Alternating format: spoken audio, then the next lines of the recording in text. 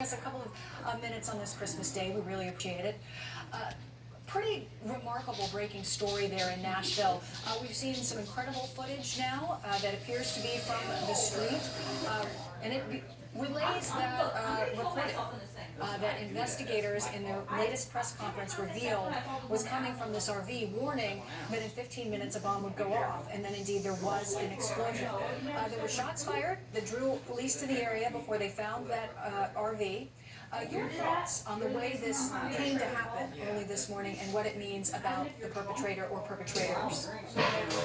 Well, hi, Molly. Merry Christmas to you. And I can tell you and our viewers what we have witnessed here this morning in Nashville, Tennessee, is nothing short of a Christmas miracle. It is a miracle that no one at this stage that we know was actually killed as a result of this explosion. And that's how it should be with all these. Many questions that need to be answered here, Molly. And one of the questions is, what is the motive behind this? Normally, when we're dealing with either domestic or international terrorists, they want to maximize the amount of casualties. And so when you have something that happen like this at 6:30 or 5:30 in the morning, as it was in Nashville there, it is certainly very questionable. I do believe that the authorities have more than they let us, the public, know at this stage. I think that clearly the videotapes in that area has given them a potpourri of information that they can use as a part of their investigation. You know, as you mentioned, we know that this was an intentional act. Investigators clearly believe that this was done with purpose. At this point in time, they haven't said what that intention was, what that purpose was. They haven't really gotten into motive. It's still being looked into.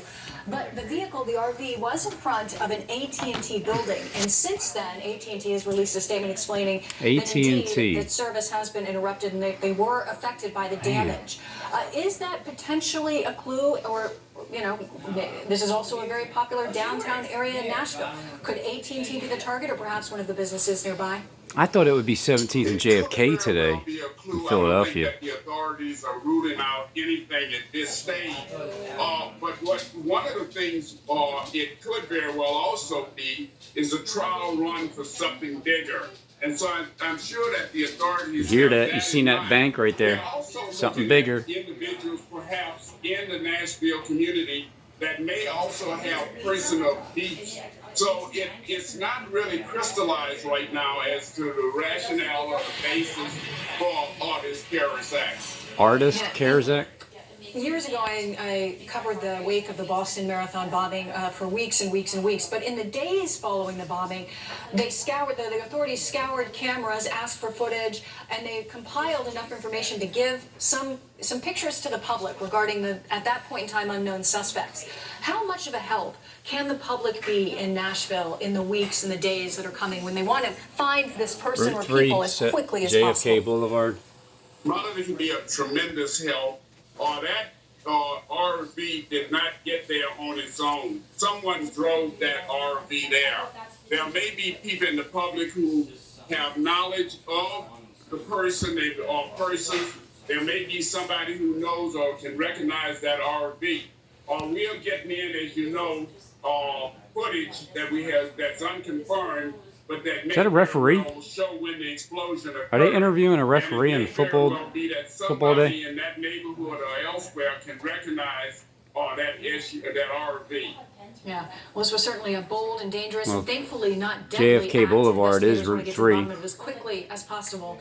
Ted Williams, thank you so much for joining us on this Christmas Day. We really, really appreciate it. Merry Christmas to you.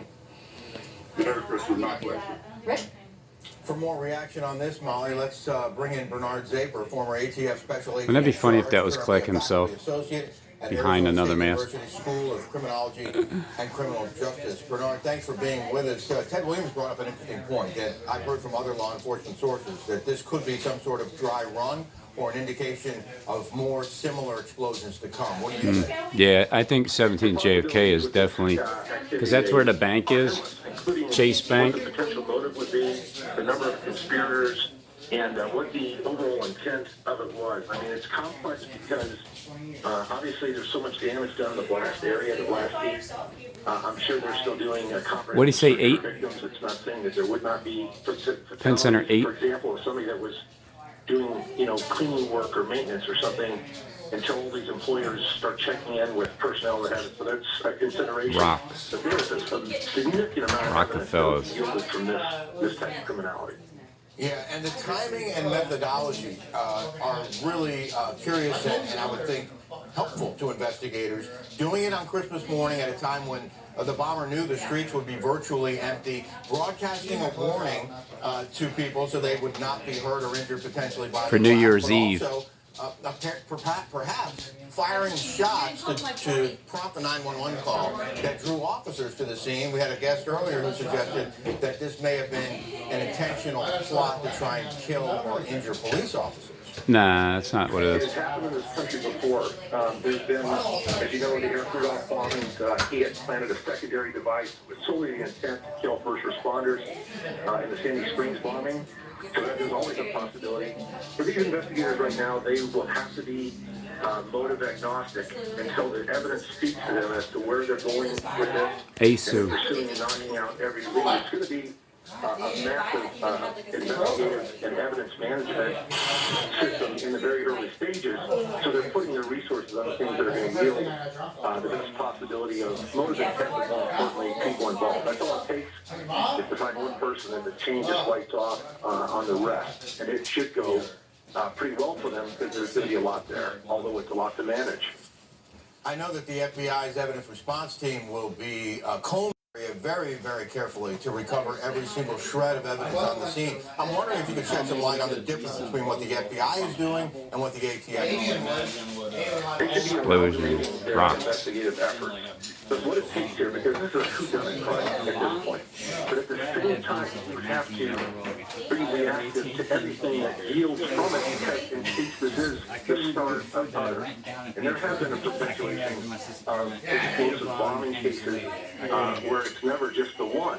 And so there's a public safety threat that's currently active. There is the investigative response, which has to be managed. And you really need to have an architect that can think in the abstract in terms of making sense and connecting the dots of the things that are being yielded, both in evidence and witnesses, and also the circumstances of, as mentioned, the holiday and some of these possibilities, but really allowing the evidence and the witnesses to speak. And so, regardless of how they're doing this, it's going to take a significant amount of teamwork, superior communication, and somebody that's thinking in the abstract to put it together. Bernard Draper, we appreciate your time this morning. It strikes me that the biggest clue here is that this person broadcast a warning that the bomb was going to go off before it did. And I'm wondering how long it will take before we see that RV, because there will be images of it on camera, and that RV obviously is a key clue in identifying potentially who did that bombing. Again, Bernard Draper. I hope he doesn't look like me. Some other news we're following. The CDC set to impose some new restrictions for travelers coming to the U.S. from the UK. But are the new rules a little too late? Plus, a top doctor from Operation Warp Speed says one of the new coronavirus vaccines has a higher chance of causing an allergic reaction. What you need to know before you get your shot.